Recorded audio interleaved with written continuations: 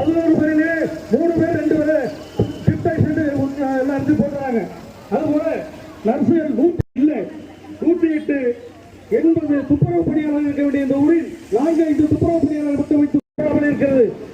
இரவு நேரங்களிலே பெண்கள் எல்லாம் ஹாஸ்பிட்டல் செல்ல முடியாத அளவுக்கு 4 புறமும் இருட்டாக இருக்கிறதையும் அவலங்கள் இருக்கின்ற காரணத்தால் இந்த போராட்டத்தை யார் முன்னெடுக்க வேண்டும் சொன்னால் நம்முடைய அமைச்சர் தான் முன்னெடுக்க 100% தகுதியானவர். அவர்தான் இந்த மருத்துவமனை உருவாக்கி கொடுத்தவர். 4-5 நாட்களுக்கு முன்னால் நம்முடைய செங்காத்தலை சாலையில் உள்ள முன்னாள் கவுன்சிலர் ஜெயராம் அவருடைய மருமகள் ஹாஸ்பிட்டல் சிகிச்சை டாக்டருக்காக வர்றாங்க. அம்மா இறந்து கருவாதி முடிஞ்சு போச்சு. நாங்கள் டாக்டருடைய எதிரிகள் அல்ல, டாக்டர்கள் பொருள் மாற்றுக்கிறது இல்லை. மக்கள் பிரச்சனை மழையே வருதியா இல்லையா? மழையே நம்மளை பார்த்தா கீழே இறங்குது.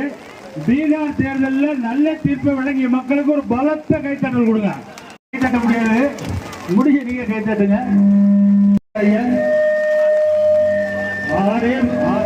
டாக்டர் இல்லை அப்படிங்கிறது ஒரு குறை இருக்கு, அதெல்லாம் ஒரு பக்கம் இருக்கட்டும். இருக்கிற டாக்டர் வேலை பார்க்க வேதாரண்ய மாவட்ட தலைமை மருத்துவமனையில் டாக்டர்கள் இல்லையே இல்லையே இல்லையே டாக்டர்கள் இல்லையே. காணுவே காணுவே செவிலியரை காணுவே காணுவே காணுவே அண்ணன் ஓஎஸ் பண்ணி கொடுத்த ஆம்புலன்ஸை காணுவே.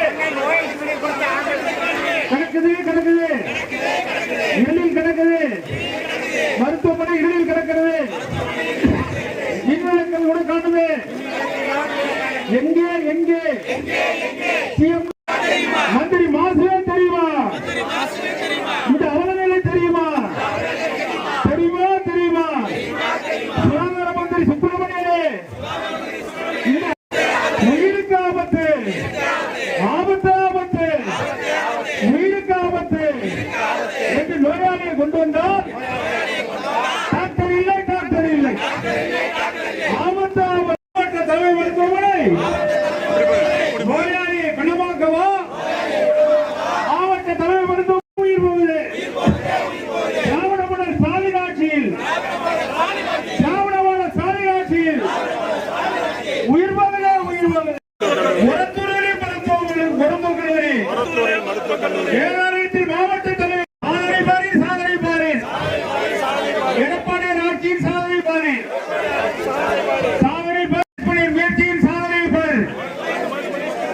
2000 அம்மா மினி கிளினிக் எங்கே எங்கே?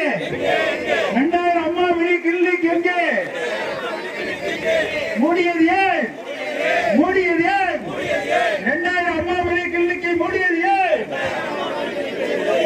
அம்மாவின் ஆட்சியில் எடப்பாடியாரின் ஆட்சியில் 2000 மினி கிளினிக் கொண்டு வந்ததை மூடியது ஏன்? ஏழையின் வயிற்றில் அடி.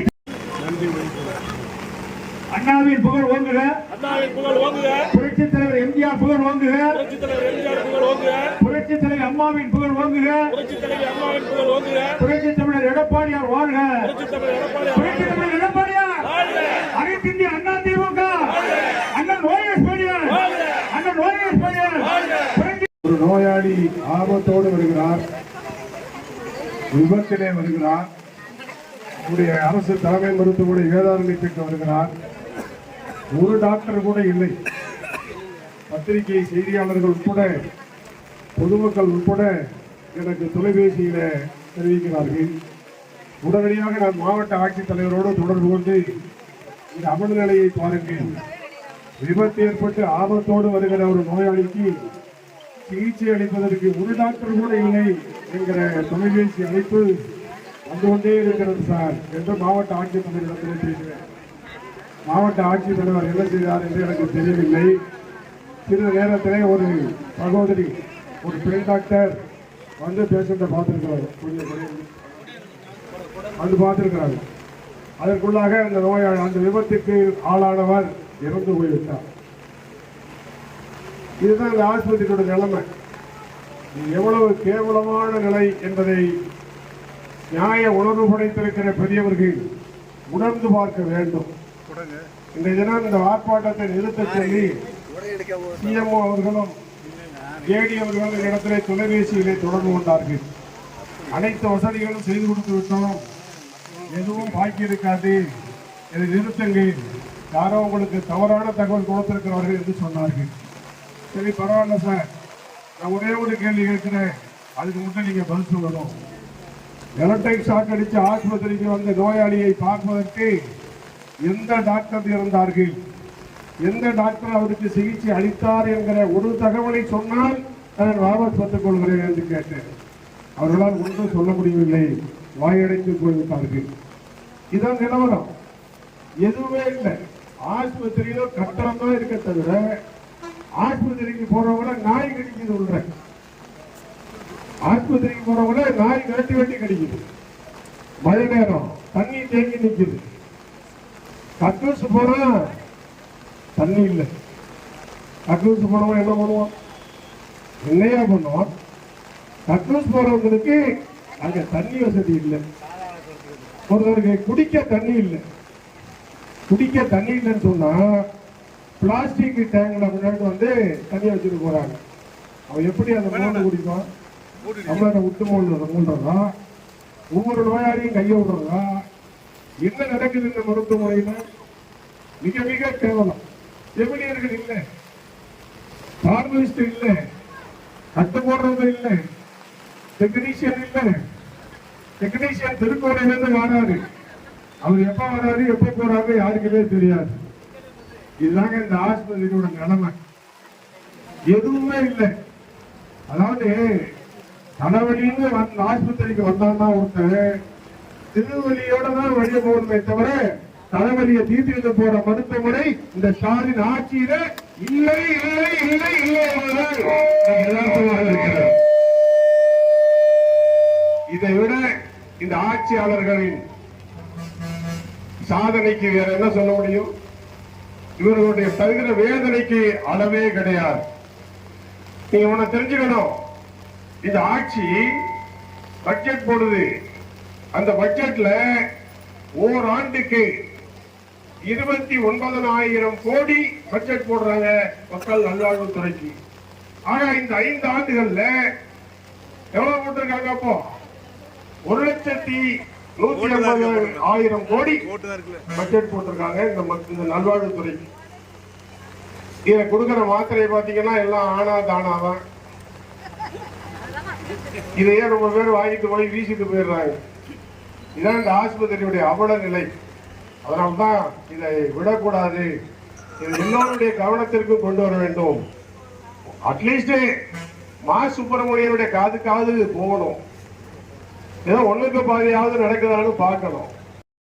வர்த்தகர்கள் என அனைத்து தரப்பு மக்களுக்கும் நியாயம் கிடைக்கக்கூடிய ஒன்றாக இருக்கும்.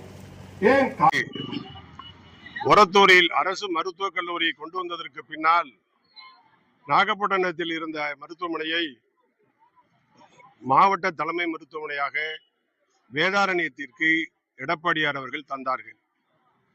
பொதுமக்கள் எல்லாம் மகிழ்ச்சி அடைந்தார்கள். அந்த மகிழ்ச்சி இன்றைக்கு வேதனையில் போய் முடிந்திருக்கிறது.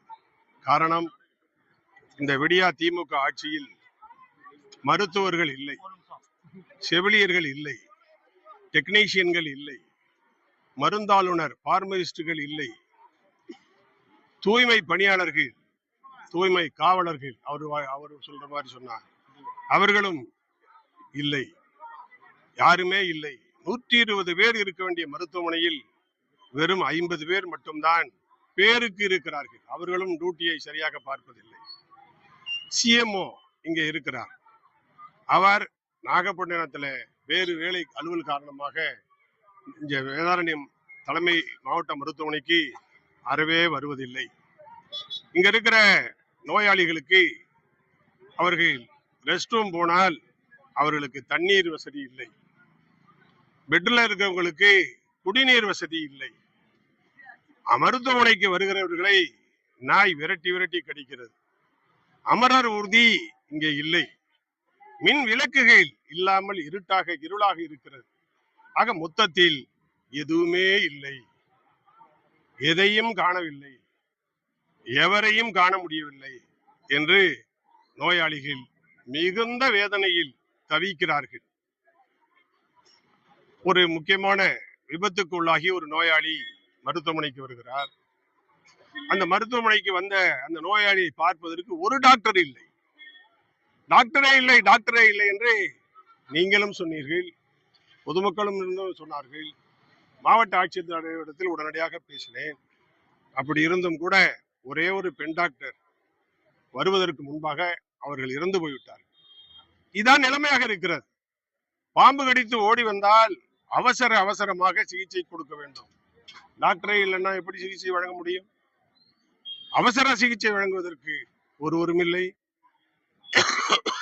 இரவு நேரங்களில் 24 மணி நேரம் மருத்துவமனை என்று போர்டு இருக்கிறது.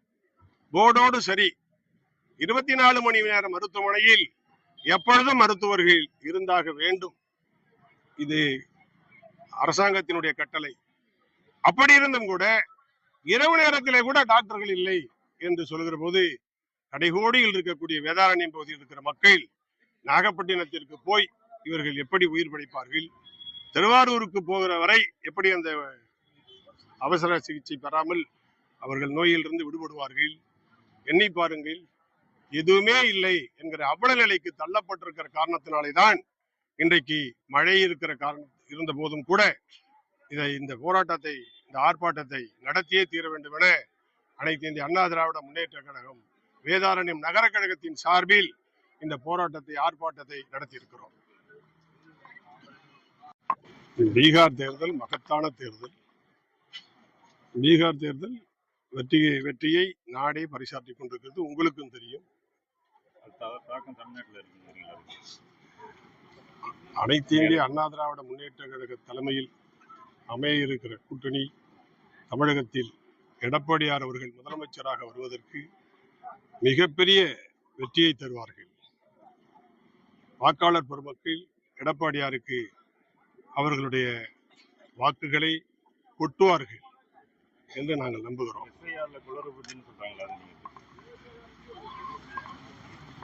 குளறுபடி என்று சொல்லுகிறவர்கள் மனதிலே குளறுபடி இருக்கிறது என்றுதான் நாங்கள் கருதுகிறோம்.